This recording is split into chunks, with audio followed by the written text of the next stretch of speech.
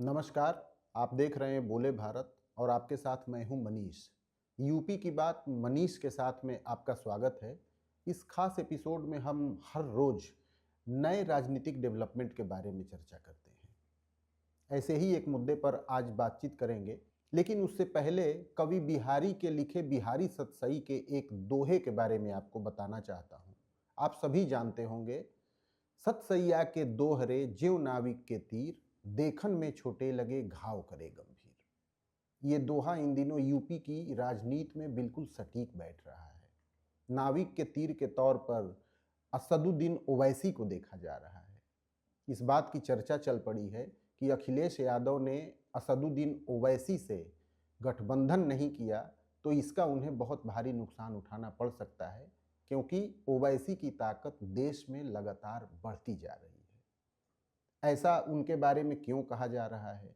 दो ताजा चुनावी परिणाम इस ओर इशारा कर रहे हैं कि ओवैसी की ताकत जरूर बढ़ रही है। बिहार के विधानसभा चुनाव में ओवैसी को फिर से 5 सीटों पर जीत मिली, लेकिन उनकी बढ़ती ताकत की चर्चा इसलिए और बड़ी हो गई क्योंकि महाराष्ट्र के बीएमसी चुनाव में भी उन्हें कई सीटों पर जीत मिली है। और खास बात यह है कि जिन सीटों पर समाजवादी पार्टी जीतती रही है या जिसे उसका गढ़ माना जाता रहा है, उन सीटों पर एआईएमआईएम को जीत मिली है। तो क्या यूपी में भी ऐसा कोई गठबंधन हो सकता है, या क्या ओवैसी की बढ़ती ताकत से समाजवादी पार्टी जैसी यूपी की मुख्य विपक्षी पार्टी को डरने की जरूरत है? एक ऐसी पार्टी जिसे 2022 में 32% से ज्यादा वोट मिले, लगभग 3 करोड़ वोट मिले, 111 सीटों पर जिसकी जीत हुई, क्या उसे उस पार्टी से डरने या खौफ खाने की जरूरत है जिसे 2022 के चुनाव में नोटा से भी कम वोट मिले? एआईएमआईएम को 1% से भी कम वोट मिले थे और ये करीब 4.5 लाख के आसपास था।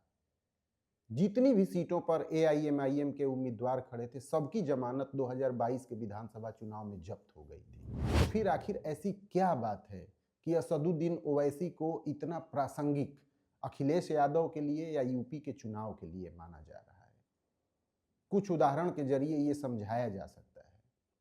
कुछ पुराने चुनावी नतीजे इस ओर इशारा कर रहे हैं कि ओवैसी की पार्टी कितनी रेलिवेंस है यूपी के चुनाव में। 2022 के यूपी विधानसभा चुनाव की बात करें तो भले ही असदुद्दीन ओवैसी की party all India Majlis-e Ittehadul Muslimeen को 1% से भी कम वोट मिला हो और उसे किसी भी सीट पर जीत न मिली हो, लेकिन यूपी की कई ऐसी विधानसभाएं रहीं जहां उसने समाजवादी पार्टी और राष्ट्रीय लोकदल के गठबंधन के उम्मीदवार को हरा दिया। ऐसी कई सीटों का जिक्र इस मामले में किया जा सकता है, जिसमें करीब 9 ऐसी सीटें हैं जहां एआईएमआईएम की वजह से समाजवादी पार्टी और राष्ट्रीय लोकदल के गठबंधन उम्मीदवार को हारना पड़ा।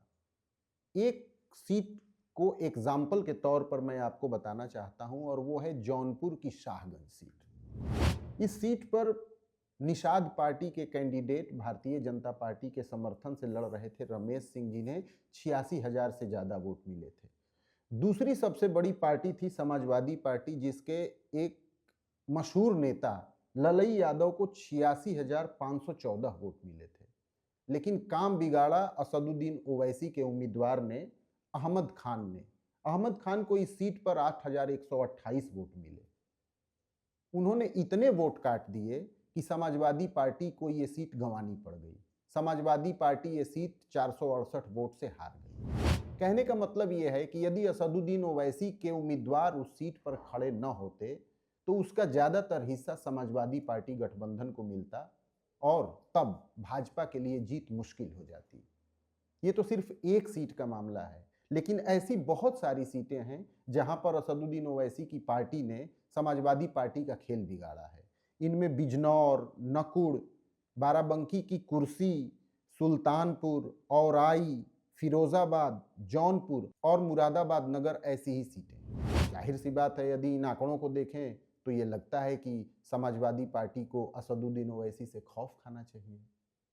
लेकिन फिर वही बात सामने आती है कि क्या समाजवादी पार्टी, जो कि यूपी की मुख्य विपक्षी पार्टी है, वो इतनी लाचार हो गई है कि उसे एक ऐसी पार्टी से समझौता करना पड़े जिसके पास न तो पूरे यूपी में कैडर है और न ही वोट परसेंट। असदुद्दीन ओवैसी की ताकत की जब बात करते हैं तो उनकी कुछ कमजोरियों पर भी ध्यान देना जरूरी है। भले ही उन्होंने बिहार के चुनाव में 5 सीटें जीत ली हों, बीएमसी के चुनाव में भी अच्छी सफलता हासिल की हो, लेकिन यूपी के चुनाव में उन्हें बहुत किसी खास मुकाम पर ये पार्टी नहीं पहुंच पाई है। 2017 के चुनाव की यदि जिक्र करें तो असदुद्दीन ओवैसी की पार्टी एआईएमआईएम को सिर्फ 2,04,000 वोट मिले थे। उसका वोट शेयर 0.24% था। हालांकि ये जरूर है कि 2022 के चुनाव में आते आते इस पार्टी ने थोड़ा कमाल दिखाया और उसका वोट शेयर लगभग दूना हो गया। 2022 के विधानसभा चुनाव में एआईएमआईएम को 0.49% वोट मिले और कुल वोटों की संख्या 4.5 लाख के करीब पहुंच गई। तो ये तो माना जा सकता है कि ओवैसी की लगातार सक्रियता बढ़ने से उनका वोट शेयर बढ़ रहा है, उनके समर्थकों की संख्या बढ़ रही है। कई उपचुनावों में भी एआईएमआईएम को अच्छी सफलता तो नहीं मिली, लेकिन इतनी जरूर मिली कि दूसरी पार्टियों को उससे खौफ खाने की जरूरत पड़ी। 2019 में प्रतापगढ़ में हुआ उपचुनाव इसी की एक बानगी है, जहां पर एआईएमआईएम के उम्मीदवार को कांग्रेस और बसपा से भी ज्यादा वोट मिले थे। तो आखिर क्यों न माना जाए कि ओवैसी की यूपी में भी मजबूती धीरे धीरे बढ़ रही है। लेकिन सवाल ये उठता है कि अखिलेश यादव को क्या ओवैसी से गठबंधन करने पर फायदा होगा या नुकसान होगा। दोनों ही तरीके के तर्क देखने को मिलते हैं। अभी हाल ही में 20 जनवरी को सपा मुख्यालय में अखिलेश यादव ने अपने सभी राज्यसभा और लोकसभा सांसदों की बैठक बुलाई थी। उसमें भी इस बात पर गहरा मंथन हुआ कि क्या ओवैसी के साथ गठबंधन करके 2027 के चुनाव में जाना चाहिए।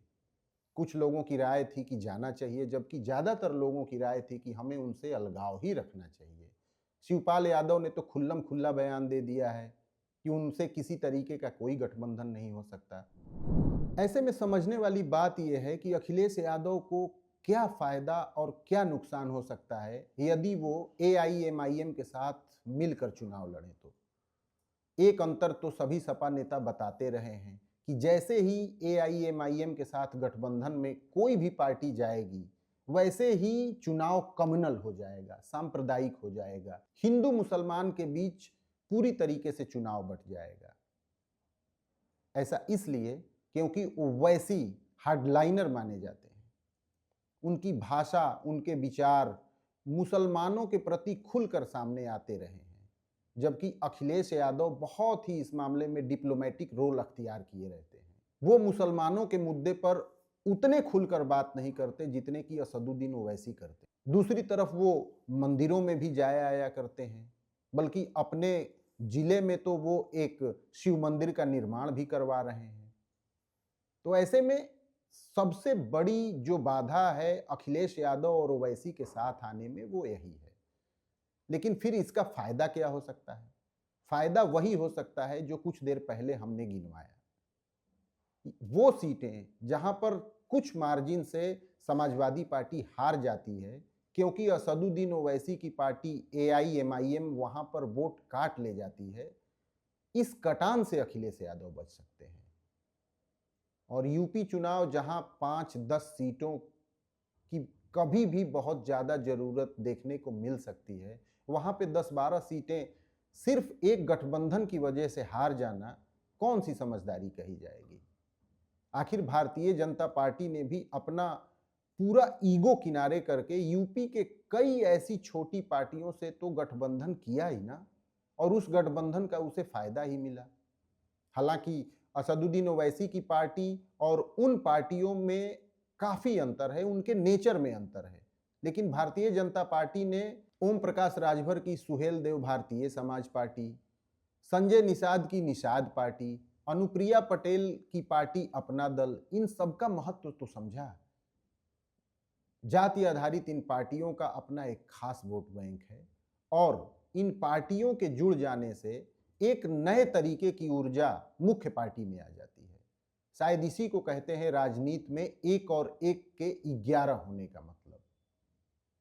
तो जाहिर तौर पर अखिलेश यादव के सामने कई चुनौतियां हैं, कई बाधाएं हैं, यदि ओवैसी के साथ उनका गठबंधन नहीं होता है तो इस बार के चुनाव में तो ये तय माना जाएगा कि असदुद्दीन ओवैसी किसी दूसरी पार्टी के साथ, चाहे वो चंद्रशेखर रावण की पार्टी हो या कोई अन्य पार्टी हो, वे जरूर गठजोड़ में चुनाव लड़ेंगे और बहुत संभावना है कि अखिलेश यादव को इसका खामियाजा भुगतना पड़े। यूपी की बात मनीष के साथ में आज के एपिसोड में बस इतना ही। हम फिर नए एपिसोड के साथ हाजिर होंगे। तब तक के लिए नमस्कार।